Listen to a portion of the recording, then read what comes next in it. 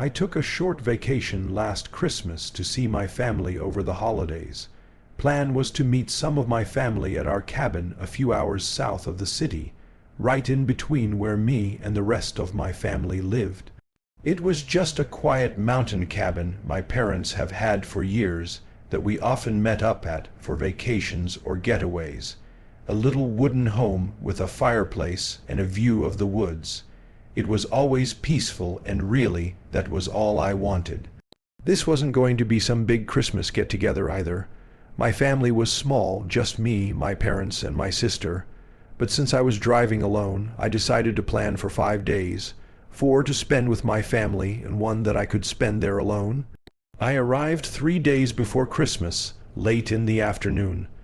The sky was already darkening when I parked, and the woods behind the cabin were already covered in a haze from the sun setting.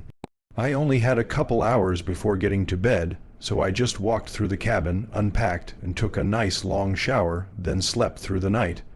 I think it had been over a year since the last time any of us from the family had been to the cabin. But because I had barely been there before by myself, there was no way to know if anything was really wrong with it. I figured I'd just let my parents deal with that when they got here, though, and from a quick glance, nothing seemed to be off about the place. It was as nice and peaceful as I'd hoped, and the following day was my one and only full day to spend alone at the cabin. So I wanted to make it worthwhile. I got up early, made a hot cup of coffee, and took it with me on a walk around the woods. There was a rugged footpath from all the walks we'd taken over the years. It was maybe a 2-mile loop just through the trees and back to the cabin. That morning it was fairly cold outside, and there was a thin layer of snow on the ground that had fallen overnight. The woods were very quiet. Really, all I heard was wind flowing through the trees, but I only made it half a mile in before seeing some strange scuffs in the snow right on the trail. Thought it might have been a deer or other animal. But further down there were more clear prints showing they were shoe prints. Very distinct, too, like they'd been made not long ago. I looked around. Nobody should have been out in these woods, especially this close onto our property. The prints seemed to follow the trail for a while, and as I continued along it, I just started getting uneasy about it and decided to turn back. I was sure it was nothing, just a hunter walking around, or maybe someone else had a cabin near there, but I wanted to be safe and just head back. I definitely didn't want to run into anyone out there in the middle of nowhere. That was pretty much all that was on my mind the whole walk back, trying to figure out why someone was out there. Finally seeing the cabin, I walked up to the front door and almost choked on my coffee. There were shoe prints going right up to the door. It came from the other way where the trail ended and came back around. Obviously, they weren't there before. So that means whoever was out here had been right outside the cabin just minutes ago. I frantically looked around, feeling like someone was watching me, but all I saw was an empty snowy forest all around me. After a few seconds, the tension got too much for me to handle, and I quickly got inside and locked the door. My heart was racing. The chances of this happening was nearly 0, and on the one day that I was here alone was even less likely. It felt like this couldn't possibly be a coincidence. And the thing is, when I left the cabin to go for a short walk, I didn't lock it because why the hell would I need to? For just going on a quick walk on my own property out in the middle of an isolated forest. I felt extremely uncomfortable, but I really hoped I was just overreacting, like whoever that was just saw the trail led to a cabin and checked through the windows if it was abandoned or something, then just left when they saw I wasn't. It was still creepy as hell, though. I called my parents to let them know about what was going on just in case. They said that maybe I should spend the night at a hotel and wait for them to get there tomorrow just so I wasn't alone. My mom also seemed more nervous about it than I was, which is saying a lot, but I decided to stay. I was still going to be cautious, not opening the doors anymore and just staying inside for the rest of the day. Pretty bad decision looking back on it. The day dragged on. I wanted this to be a peaceful, relaxing day alone. But knowing that I might not be alone out there made it the complete opposite of relaxing. I was more paranoid than anything. I sat in the living room by the fireplace for most of the day, drinking coffee to keep me awake. Even though I was tired, I didn't want to sleep. Closing my eyes didn't feel safe, like something could happen if I didn't stay alert. Slowly the day started coming to an end, and the sun started getting lower, and eventually it was dark out again. An eerie calmness fell over the woods around the cabin. It was just the crackling fireplace lighting up the small room I was in. Even after all those hours, I was still thinking about those footprints coming up to the cabin. And as I got more and more tired, knowing I needed to sleep at some point, I was desperate for a way to somehow know if I was safe, like a sign that they were really gone. And somehow it wasn't until that moment that I thought about checking to see where the footprints led after reaching the cabin. Like if they turned around and went back toward the trail, or just off into the woods, which would have been incredibly creepy. I got up and creaked open the front door. It was pitch black and silent outside. The woods out front were too ominous to look at without getting chills. I looked down at the still frozen shoe prints in the snow. Even just seeing them again gave me a really bad gut feeling. I looked for the shoe prints leading away and kept looking, and slowly I could feel my face getting pale as I couldn't find any shoe prints leading away from the cabin. They went right up to the door, then just disappeared at the doorway, and that's when it hit me. Me leaving the cabin unlocked and the footprints not leaving. I slowly turned around, looking into the dark, flickering orange glow inside the cabin from the fireplace. Someone was in here with me. Someone had been in there with me all day. Almost right on cue, I heard a slight creak down the hall. I leaned my body forward enough to look down the hall toward the bedrooms. My bedroom door was open, and a man was in the middle of the hall slowly creeping toward the living room I was in. As soon as he saw me, he froze for a moment before bolting down the hallway at me. I took my keys off the wall and sprinted to my car, getting in and leaving immediately. By the time I felt far enough to look in the mirror, the cabin wasn't even lit up by my back headlights anymore. It was just a void of black behind me. I got into the nearest town and had police take my report and check out the cabin. Of course, the man wasn't there when the officers looked. They did find some scuffs on the floor in the bedroom, though inside the small standing closet, so they think he was hiding in there all day, waiting for me to go to bed and fall asleep. But what really makes it that much creepier is that's all we know. No idea who he was or what he wanted to do to me. I mean, what if it was someone I knew that knew I'd be going to that cabin alone for a day? The coincidence of it all seems like a lot, but I really hope that's all it is, and that I'll never have to encounter that man again. I was somewhere in northern Oregon when it happened. I don't remember the exact highway. It wasn't one of the main ones, just one of those empty back roads surrounded by miles of dense forest. I'd been driving for hours with the music low and the windows cracked to keep myself awake.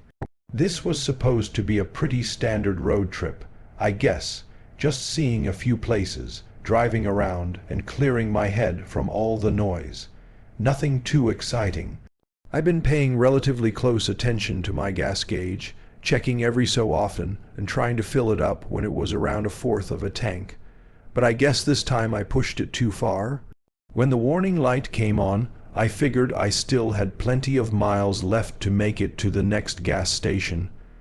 I even checked my phone for the next station and put my directions on it, and it said 45 minutes away. Not ideal, but I thought I would still be fine. Definitely was slightly nervous, though, seeing as there were no other closer options, even if I were to do a U-turn.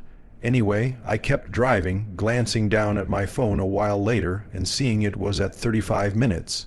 Then I checked again, maybe a few minutes later, seeing it still said 35 minutes. I remember staring at that number wondering if it was even accurate anymore. Surely it was just an error or something. I checked another couple minutes later, and that's when I fully realized that the GPS wasn't updating at all. It was stuck at the 35-minute mark, and the little car icon wasn't moving either.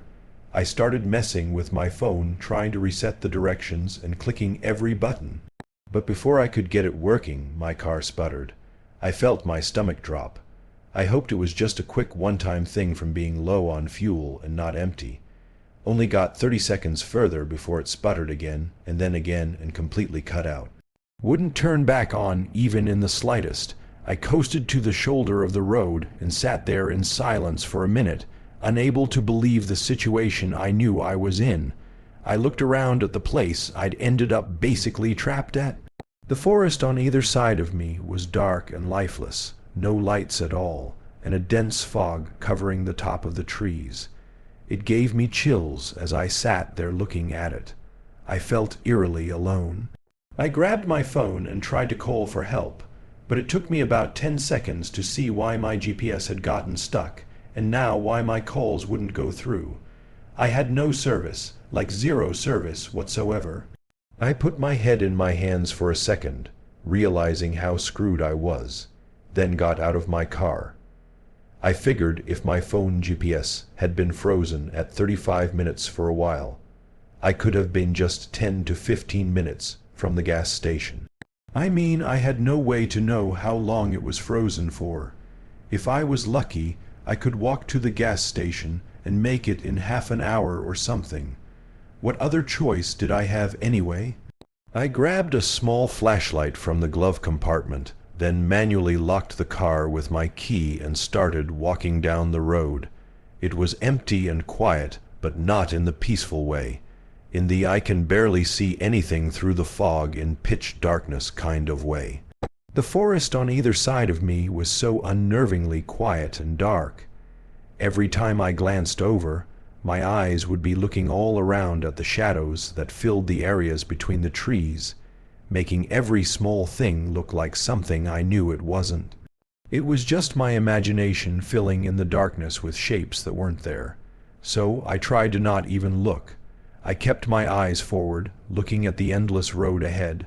My flashlight was nice to have, but I barely made it 10 FT in front of me with all the fog on the road.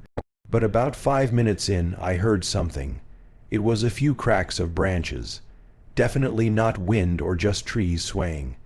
It was something snapping a couple of branches, either by stepping on them or I don't know. I stopped walking. The forest went dead silent. I pointed my flashlight out there and stared into the darkness. The longer I looked, though, the more uneasy I got, seeing those shapes again and knowing something could be out there looking back at me. Like if I continued to stare for too long, something would happen. So I looked away and kept walking, a little more rushed, though, at least to get away from that area. A few minutes later, I noticed something on the right side of the road up ahead. At first, all I could see was a large shape laying near the trees. Thought it might have just been a fallen tree or something. But as I got closer and could get my flashlight to light it up a bit, I realized it was a car. An old beat-up sedan halfway lodged into the forest way past the shoulder of the road. But strangely, it didn't really look like it had crashed there. Looked more like whoever it was had driven it slowly down to the edge of the tree line and then just left it there. The driver's side door was opened slightly, and the car looked like it had been there for a while, weeks or months even, and it was far enough off the road that unless you were walking along the secluded stretch like I was, then there was no way any cars passing by would notice it. Seeing that car lit up in my flashlight made me really disturbed. The thought that someone else had been here, maybe also run out of gas or broken down or whatever. And whatever happened afterward clearly wasn't good if the car was still abandoned here. I didn't call out or shine my flashlight into the trees. I don't know why, but again, I had this overwhelming feeling that if I looked for too long, something terrible would happen. And just when I thought that and realized I needed to keep moving, there was another sound from the woods. A rustle in the bushes near one of the trees behind the car, and then another. I turned instinctively toward the noise, and for a moment I thought my mind was playing tricks on me again. But no, I saw something.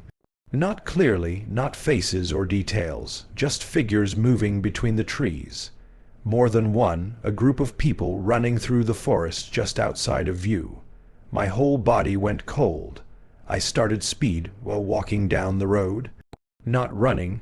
I almost had this instinctual thought that I didn't want to look like prey and show I was panicked by sprinting, but I walked faster than normal. I tried to act like I didn't hear the footsteps that started to match my pace in the forest. Multiple sets crunching through the forest, following me along the tree line. I was genuinely too afraid to shine my light over there or even look, scared of what I'd see.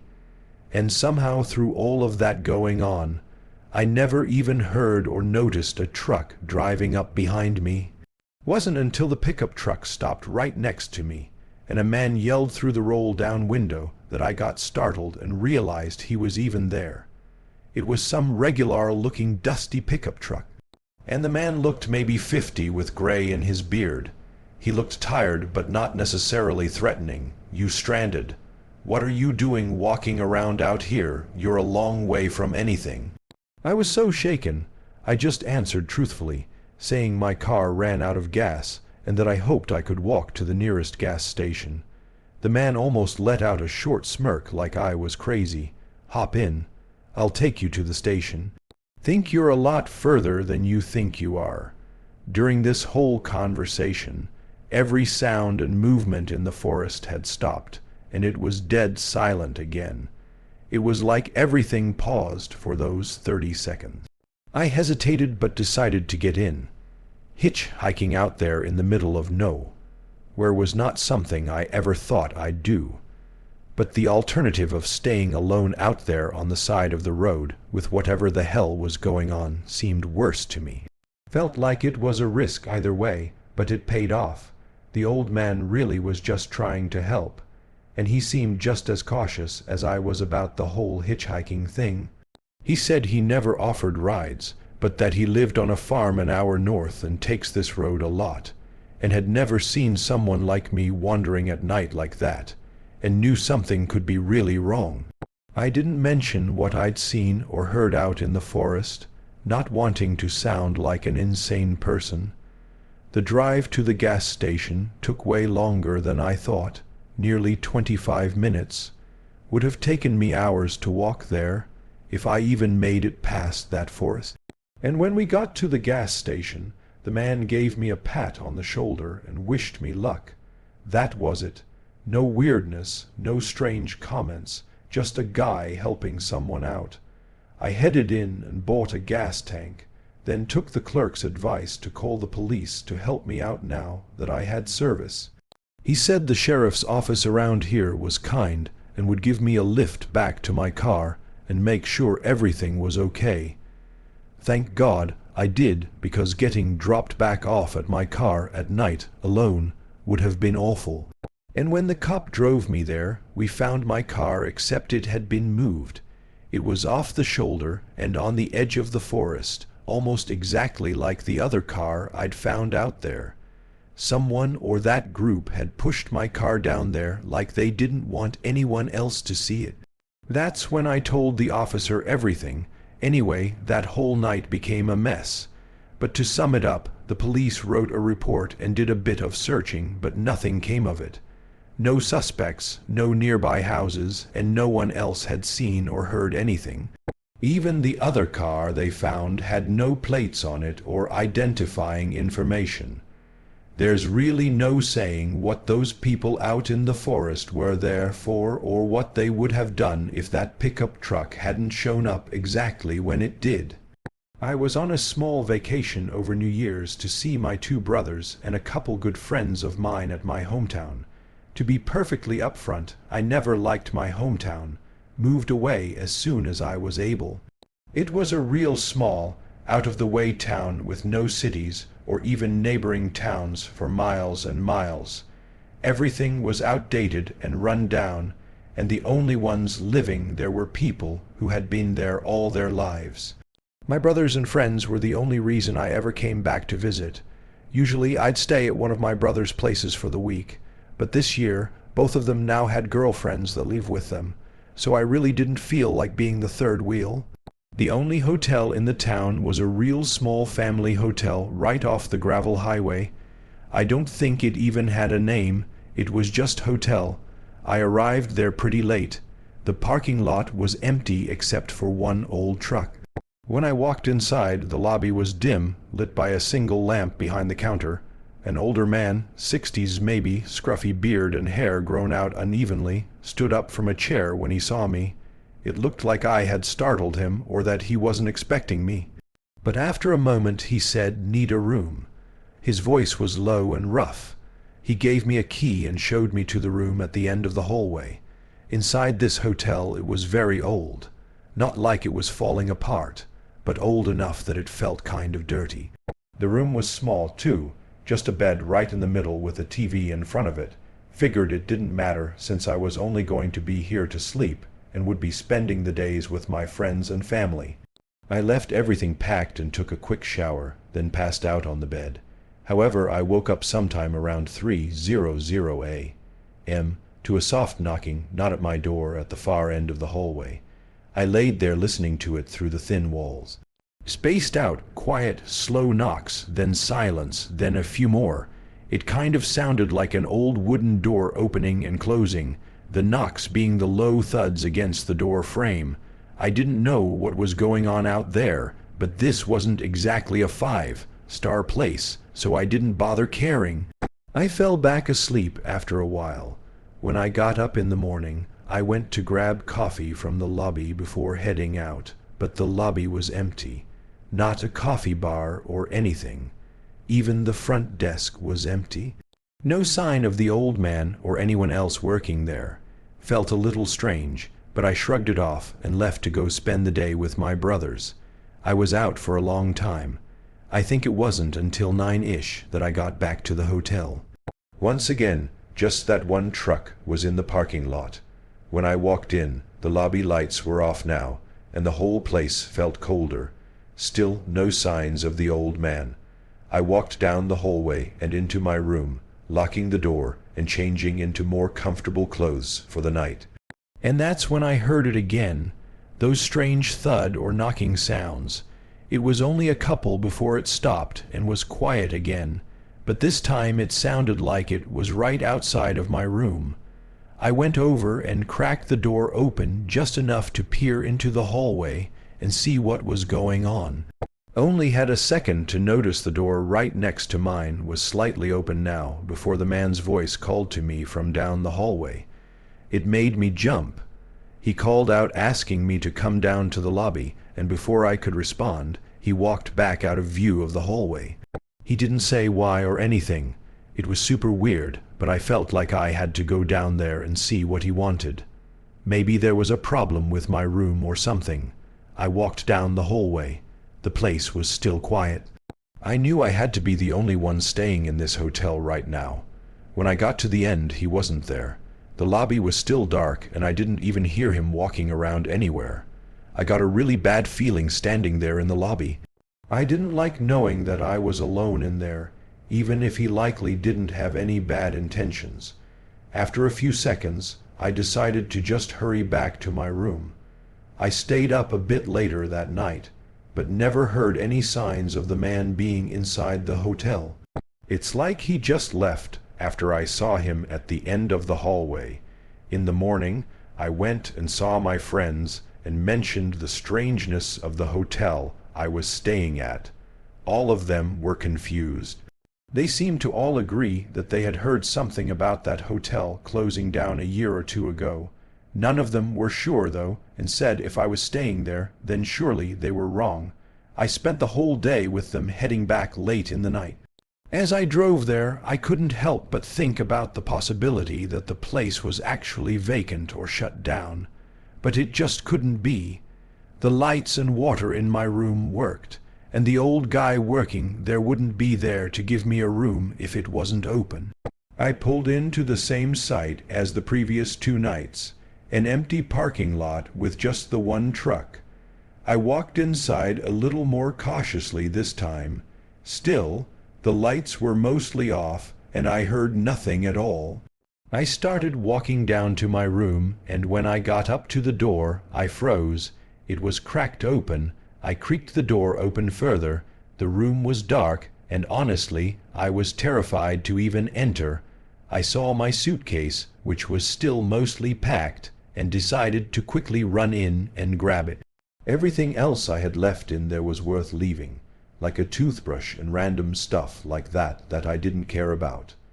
Definitely not enough to risk staying there any longer. I started to hurry out of there. Something in my gut told me I needed to get out of there immediately. I got down to the end of the hallway and into the dark lobby when I happened to look back at where I came from. I don't know if I'd unconsciously heard something or if I just had a feeling too, but when I looked back, I felt my whole body go numb. I saw the old man peering out from the doorway to my room, staring down at me. I ran to my car and drove to one of my brother's places. He urged me to call the police just to get the whole story straight. Even if it was just a worker snooping around my hotel room, it was worth reporting. But what we found was a lot worse. My friends were right. That place was vacant. Not necessarily abandoned, though. It was still connected to the power grid and everything, but the owners of the land shut it down and moved away and sort of just left it there. And when the cops searched the place, they found no signs that the old man was there. Even that old truck that was there on all 3 days I was there was gone now. And actually, it seemed like the police didn't even believe me. Like they thought I was a crazy person that was using the abandoned hotel as a free place to stay and just hallucinated the guy. They didn't say that outright, but I could just tell by the way they were talking to me. It made me feel even worse about that whole town. I stayed at my brother's place for the next few days, then gladly left town and headed back home. Absolutely the strangest, most confusing, and legitimately horrifying experience I've ever had. Thinking back on it is almost worse. Knowing what I was in the middle of, and how close I probably was to never being seen again, had I not realized something was wrong, and left in a hurry.